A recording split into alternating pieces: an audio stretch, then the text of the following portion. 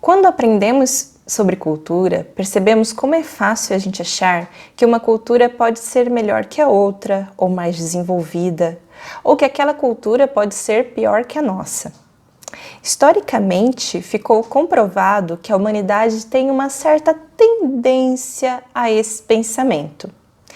Meio que quando se trata de cultura, gostamos de pensar que somos a última bolachinha do pacote. Mas não é bem assim.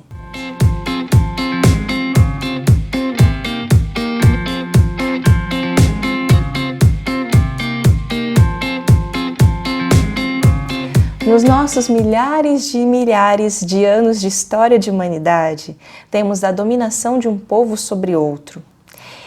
E, com isso, a distinção entre eles. Era comum também a escravização dos povos dominados, sendo estes tratados como inferiores e de maneiras desumanas, em muitos casos. Quando o homem ocidental saiu da Idade Média e entrou na modernidade, vários territórios estavam sendo explorados pelos europeus navegantes. Entrar em contato com tanta gente diferente, com outra cor, cultura, crenças, rituais, instrumentos, visões de mundo tão diferentes, foi no mínimo chocante. E aquela sociedade que estava desenvolvendo todo aquele novo olhar, não demorou muito que eles buscassem respostas para esse problema de lidar com o outro. E o que eles tinham de mais evidente era que eles eram superiores, desenvolvidos, mais evoluídos e, portanto, mereciam a posição de domínio que ocupavam sobre os outros povos. Por isso, a escravidão era justificável, assim como a colonização, os estupros, as torturas, as matanças, a exploração de toda a riqueza natural e econômica que aquelas terras desses povos dominados poderia dar. Eles seriam o topo da evolução das espécies.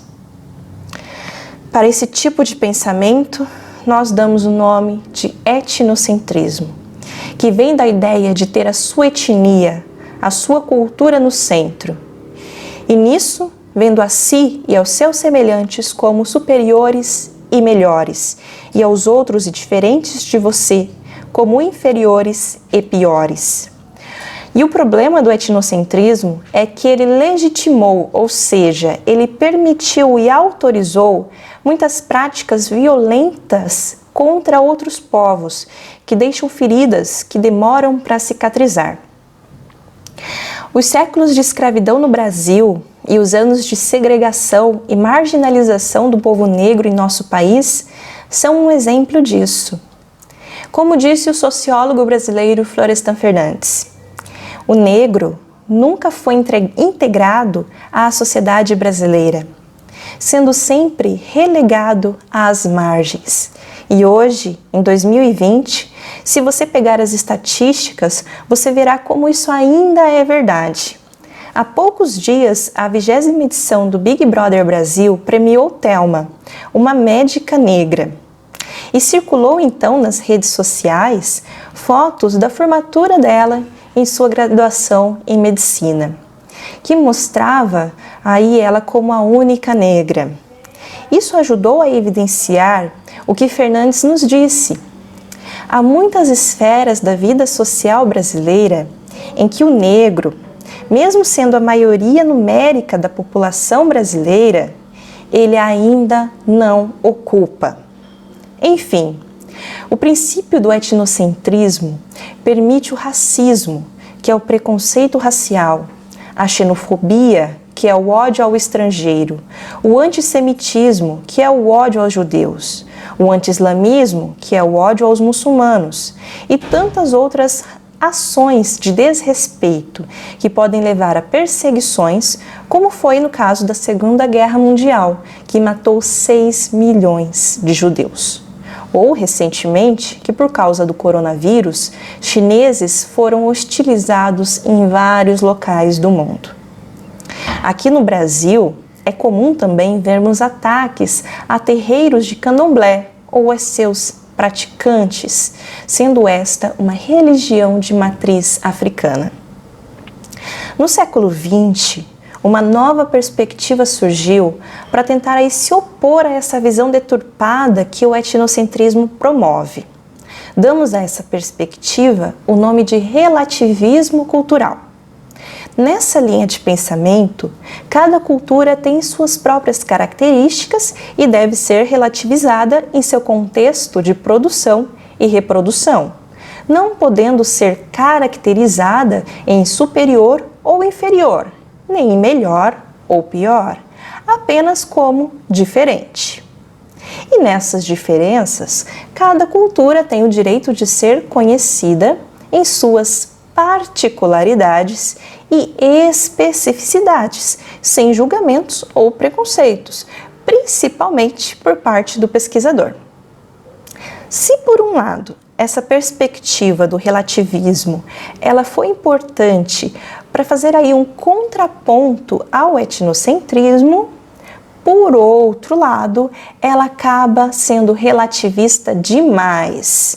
Porque se cada cultura teria sua autoridade moral para fazer o que quisesse, então onde ficaria o princípio da humanidade e dos direitos humanos?